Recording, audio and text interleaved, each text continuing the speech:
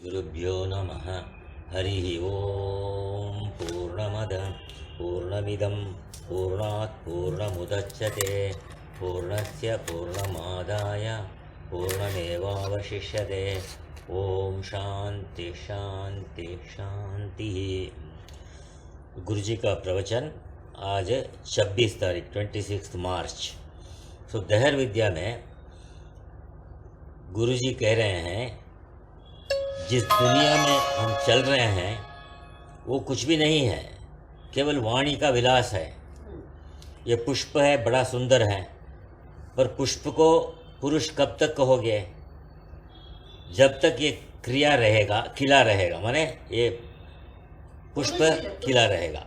ये जब सूख जाएगा तो क्या कहोगे? खराब हो गया, मुरझा गया, सड़ गया। इसलिए कहा वाचारंभणम विकारो, माने थोड़े देर के लिए दिखता है। उसका एक दृष्टांत से समझने का है। देखो, जो भी हम हमसे अलग जो भी वस्तु देखते हैं, शरीर सहित हमसे अलग, माने शरीर भी हमसे अलग है। इसलिए हम जब कहते हैं तो शरीर से अलग, हमसे बाहर, माने शरीर भी हमसे बाहर है, क्योंकि हम देखने वाला है। हम जब तक देखते रहते हैं शरीर जिंदा रहता है। इसलिए शरीर का भी दृष्टा मैं हूँ, ये समझना क्या है। तो इसलिए कहते हैं श्रुति अनादि अनंतम महत परम ध्रुवम। तो उस आत्म तत्व को जो मंत्र कहता है, ये अनादि है, अनंत है। यदि अंतवत न भवति, अनंत मने अंत नहीं होता, क्योंकि उसका आदि भी नहीं है, इसलिए अंत भी नहीं। जिसका ये शरीर का तो आदि है, सबको मालूम है, लेकिन शरीर में आया हुआ जीव अनादि है, इसलिए जीव को भी अनादि कहा, ईश्वर को भी अनादि कहा। तो इसलिए कह रहे हैं किसी वस्तु का अंत करने वाले तीन ही पदार्थ होते हैं। वेदांत का भाषा में तीन माने जाते हैं, देश, काल और वस्तु। देशकृत अंत, जैसे जो यहाँ है, माने वस्तु यहाँ है, वो घर में नहीं है, जो घर में है वो यहाँ नहीं है। तो देश अंत करता है। शरीर यहाँ है बैठा, तो बाहर नहीं है शरीर, ग्रह नीचे। इसलिए कहता है शरीर क्या है? वस्तु हो गया, तो शरीर के परिचिन्न हो गया वस्तु के नाम रूप के कारण। तो देश अंत कर दिया इसको। और दूसरा है वस्तु अंतकृत, माने एक आकार में है तो दूसरे आकार में नहीं। मैं पुरुषाकार में है, मैं स्त्री का आकार में नहीं हूँ। मैं बुढ़ा का आकार में हूँ तो मैं युवा का आकार में नहीं हूँ। इसलिए आकार में भी बंद हो जाते हैं। जैसे इसको कहते हैं वस्तुकृत अंत, नाम रूप। लोग नाम को भी बदल देते हैं। जैसे इस पुष्प के आकार में ये पुष्प नहीं है, ये पुष्प के आकार में दूसरा पुष्प नहीं है, तो रूपांतर में। तो जैसे तुम्हारा शरीर, इसी तरह तीसरा है देश का वस्तु हो गया। तीसरा है कालकृत अंत, एक काल में है दूसरे काल में नहीं है। तो जैसे मेरे जन्म के पहले ये नहीं था शरीर, जन्म बाद में ये नहीं रहेगा, इसलिए काल से भी ये परिचिन्न है। तो इसलिए बचपन में एक काल का एक माल में था, अब नहीं है, इसलिए काल हमारे शरीर के बचपन को अंत कर दिया। तो देश, काल, वस्तु, ये तीन क्या करते हैं? इस प्रपंच में सभी पदार्थों को अंत करते हैं। सृष्टि में जो भी पदार्थ आए हैं सबका अंत होता है। तो बचपन का जब काल ने अंत कर दिया तो आगे बढ़ना पड़ेगा। इसी तरह जो अभी तक यहाँ था वो अब यहाँ नहीं, तो यहाँ से चला गया। यहाँ भी जो तुम्हारी आत्मा है, भगवान यमराज नचिकेता को समझाते हुए कहते हैं, यहाँ ये जो तुम्हारी आत्मा है, ये इसको यमराज नचिकेता को समझाते हुए कहते हैं अनादि अनंतम महत परम ध्रुवम। देखो बेटा, ये अनादि है, ये जो आत्मा है इसका कोई कारण नहीं है, ये काल के अंदर नहीं है। आत्मा के रहने से काल का अनुभव होता है हमको, इसलिए अनादि है और अनंत है, इसका अंत भी नहीं होने वाला है। जो काल में है वही अंत होगा, जो काल में नहीं है, काल से परे है, उसका अंत नहीं। और महत परम ध्रुवम, महतत्व से भी परे है। महतत्व माने बुद्धि। देखो, बुद्धि किसका कारण है? बुद्धि अहंकार का कारण है, तो इसलिए तुम अहंकार से भी परे हो। महत परम ध्रुवम, ध्रुवम माने सत्य है, नित्य है, परम सत्य है। इसके परे कोई सत्य नहीं। माने ये तो आखिरी सत्य है, अल्टीमेट ट्रूथ, अल्टीमेट अबोर्ड कहते हैं ना, अल्टीमेट ट्रूथ, अल्टीमेट रियलिटी। इसके परे कोई सत्य नहीं, आत्मा से परे। तो क्यों, इसको तो हम लोग कई बार सुन चुके हैं। जो ये नहीं करके कह रहा है, वो कहने वाला तो अंत में रहेगा ना।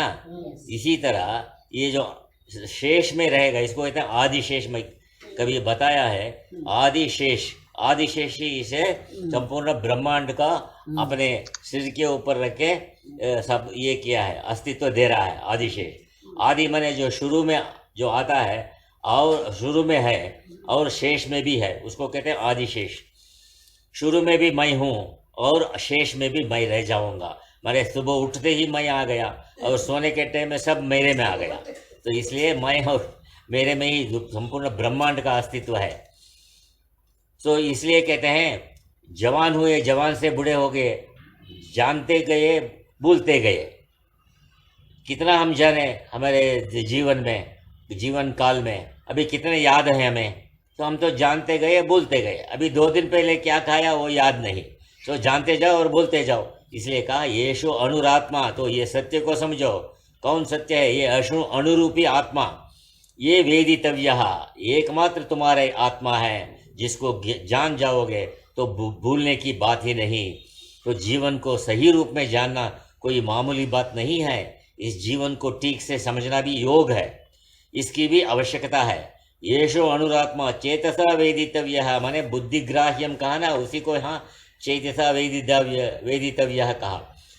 क्या है वो, क्या क्या है उस आत्मा में, अनुरूपी आत्मा में? यस्मिन् प्राण पंचदा संविवेश, ये प्राण 5 प्रकार शरीर में घूमता है।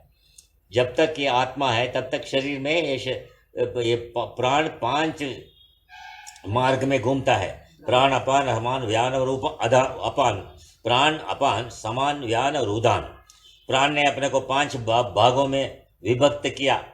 तो शरीर तुम्हारे रक्षा के लिए 5 की आवश्यकता है। शरीर की रक्षा के लिए मुख और नाक से निकलने वाला प्राण वायु है, नाभि से कंठ तक रहने वाली वायु उदान है वायु, नाभि केंद्र से घूमने वाली जो वायु है वो समान वायु है, और सारे शरीर में घूमने वाले जो है संकल्प करता है उसको व्यान कहते हैं। घूम फिर कर खूब खाया पिया और तान कर सो गए, किंतु वो जो वेस्टेज माल है उसको बाहर निकालने के लिए स्वीपर रखा है। स्वीपर यदि हड़ताल कर दे तो जानते हो क्या होगा?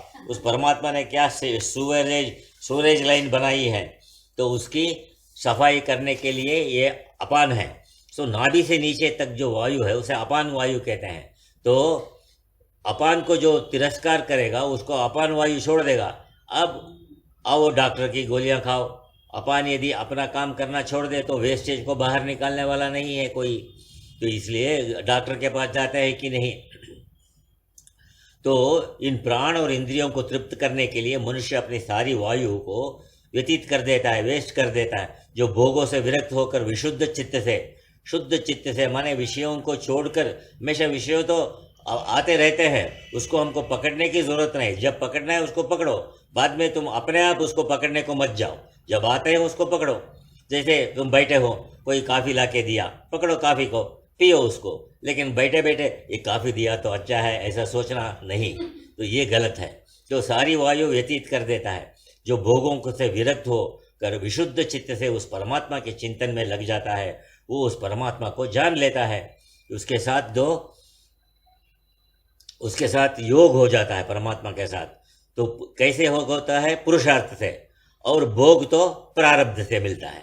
तो पुरुषार्थ से भोग नहीं, प्रारब्ध से भोग मिलता है, पुरुषार्थ से परमात्मा से योग होता है। इसलिए बेटा, अनादि अनंतम महतः परम ध्रुवम निचाय तन्मुखात् प्रमुच्यते। निचाय माने निश्चित रूप से उसको जानकर, यही सत्य है ऐसा जानकर, इसको कहते हैं निचाय। जो इस परम सत्य आत्मा को जान जाएगा वो मृत्यु के मुख से पार हो जाएगा, नहीं तो मृत्यु के मुख से चला जाएगा मुख में।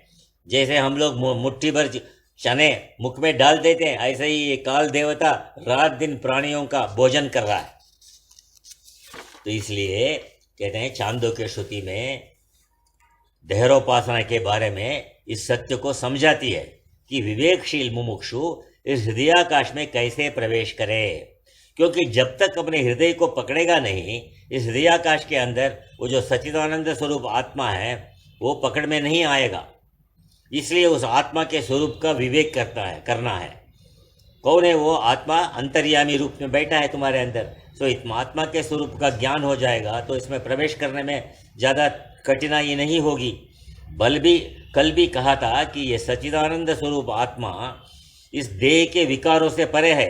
देह बदल रहा है, विकारों से माने चेंजेस। ये कहने का तात्पर्य ये नहीं कि केवल शरीर के विकारों से परे है वो आत्मा। ये अखंड एक रस रूप है। जो सगुण साकार पदार्थ होगा उसका प्रधान विकार होगा, किंतु जो निराकार पदार्थ है उसका कोई विकार नहीं।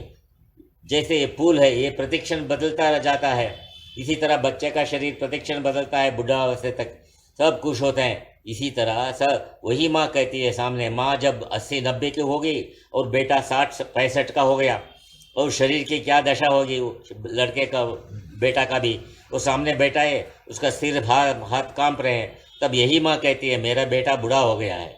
तो उसकी वृद्धावस्था से उसको प्यार नहीं। बेटा तो कह रही है किंतु अब उसकी तो वो शक्ल उतनी प्यारी नहीं लगती जितनी वो जवान की शक्ल, बच्चे की शक्ल प्यारी थी। अर्थ ये निकला कि साकार पदार्थ में परिवर्तन होगा और ये परिवर्तन ही प्रकृति का नियम है, किंतु इस आत्मा में कोई परिवर्तन नहीं। माने तुम में, तुम्हारे में कोई परिवर्तन नहीं, तुम्हारे स्वरूप में। इसके आत्मा से भिन्न कोई बाहर या भीतर नहीं, क्योंकि यह सब आत्मा भीतर भी है, बाह्य सबाह्यो अभ्यंतरो ही अजहा, वो उसका जन्म भी नहीं हुआ है। ओम पूर्णमद पूर्णमिदं पूर्णात् पूर्णमुदच्यते पूर्णस्य पूर्णमादाय पूर्णमेवावशिष्यते। ओम शांति शांति शांति।